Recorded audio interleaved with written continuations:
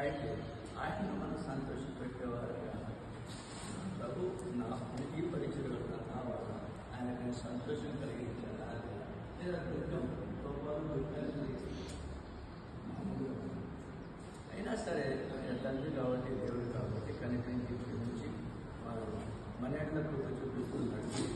తన మార్గంలో తన ఇంటిలో తన వాక్యం ద్వారా తన సన్నిధి భాగ్యాన్ని తీసుకున్నప్పుడు దైవజనుల ద్వారా సంఘం ద్వారా వాక్యం ద్వారా దేవుడు బలపరుస్తాడు. కాబట్టి కాలంలో మరి సువార్తను మాకు భవించటకు యోగ్యులమని దేవుడి వల్ల ఏం చెబుతున్న వారు మనుషులను సంతోష